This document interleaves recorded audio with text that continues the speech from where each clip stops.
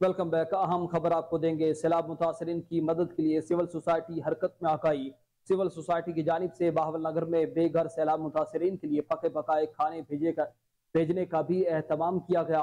Chief organiser civil society Ali Anwar का कहना था कि सिविल सोसाइटी की जानिब से कई रोज से मुख्तलिफ मुतासरा इलाकों में खाना बनाकर तकसीम करने का सिलसिला ताहाल जारी है।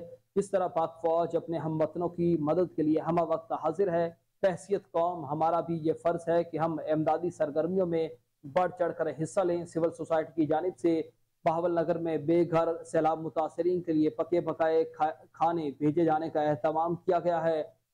सिविल सोसाइटी के चीफ ऑर्गेनाइजर अली अनवर का कहना है कि सिविल सोसाइटी की जानिब से कई रोज से मुख्तलिफ मुतासरा इलाकों में खाना बनाकर तकसीम करने का सिलसिला जारी है। इस तरह पाक फौज अपने हम वतनों की मदद के लिए हम वक्त हाजिर है, बहसियत कौम हमारा भी ये फर्ज है कि हम इमदादी कामों में बढ़ चढ़ कर हिस्सा लें।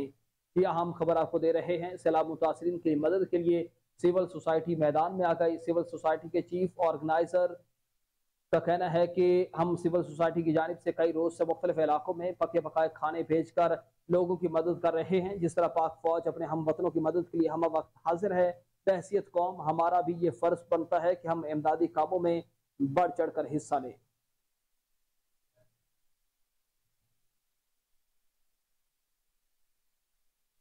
न्यूज स्टूडियो से फिल वक्त इतना ही। मजीद अपडेट्स के लिए देखते रहिए कोहिनूर न्यूज।